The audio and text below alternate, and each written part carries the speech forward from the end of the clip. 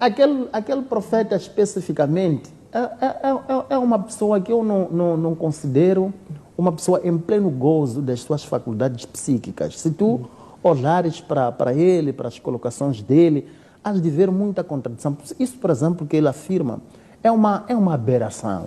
Ele não tem condições como homem de dar dom. Mesmo um pai que ama de que maneira ao seu filho. O que ele pode fazer é instruir, é educar, é pagar melhor educação para ele. Esta coisa de dons, mas é aquilo que eu estava a explicar. Isto tem muito a ver com aquela idolatração que, passo a expressão, sobe-lhes a cabeça ao ponto de pensar que o mundo espiritual é um mundo que ele manipula.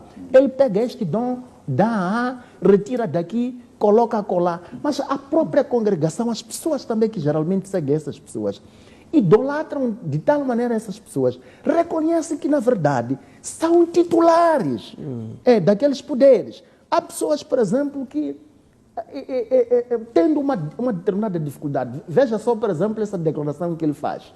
Na cabeça dele, o suposto profeta que está para lhe retirar esse dom, na cabeça dele, não tem capacidade, estamos a falar de capacidade, não tem capacidade de ele próprio orar e desenvolver uma relação com Deus para Deus lhe dar os dons. Por que a Bíblia diz em relação aos dons? Diz, buscai os dons espirituais e faz referência a algum dom, por sinal, acho que é o dom da profecia, sobretudo o dom de profecia. É a Bíblia que diz que qualquer um que assim o desejar deve o buscar. Por que ele, por exemplo, está a achar que esse titular é ele ignorando as escrituras dessa maneira? Por quê? Porque o ambiente que eles fazem, criam, as pessoas que seguem, sabes? Eu há dias estava a conversar com alguém, a dizer que, olha, esta sociedade está muito corrompida.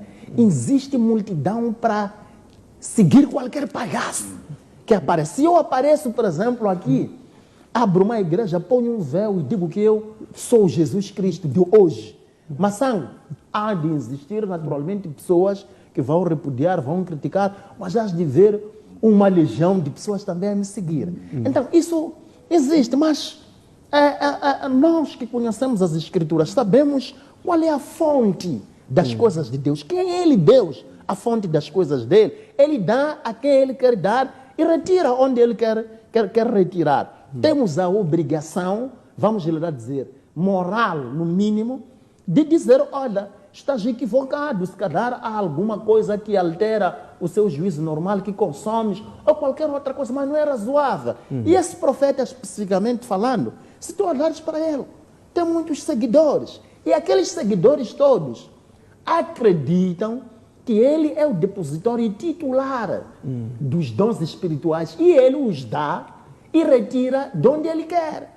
Mas isso é um absurdo. É por isso que, para mim, muitas pessoas olham-me como uma pessoa crítica, que parece que é contra a igreja, mas só contra as palhaçadas dentro do corpo de Cristo. Porque entendo que as coisas de Deus são coisas muito sérias. Aquelas pessoas que fazem, que exercem os ofícios na casa de Deus, tendem a ter o temor e o tremor necessário para fazerem daquela maneira. Um pastor é uma referência. É como, por exemplo, nestas festas, se tu olhas aqueles memes que as pessoas fazem na sequência de dias de festas como o 1º de maio, dizem, quando tu fores à festa do 1º de maio no serviço, não dança ali de qualquer maneira em frente do chefe. Por quê? Porque está ali uma figura, e geralmente os próprios chefes, às vezes que são os primeiros a desaparecerem daquela festa, porque ele não pode cair numa ratoeira de consumir um álcool e depois exibir uma postura para os seus subordinados, que supostamente o seguem, aquelas pessoas a quem ele lidera,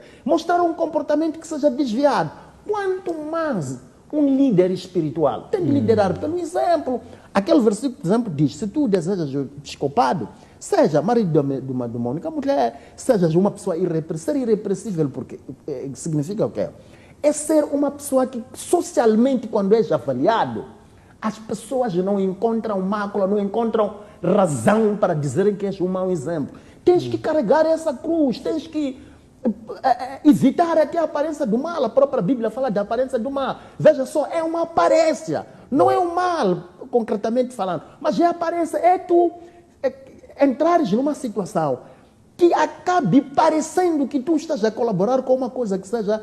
Então, é esta responsabilidade que muitos destes líderes não têm. Mas, Sango, nós aqui, eu e tu, por exemplo, vou escolher o pastor Marcelino, se nós tivéssemos conhecido a Jesus por via desses que dão dom e amanhã tiram, hoje nós não estaríamos aqui a nos chamarmos crentes.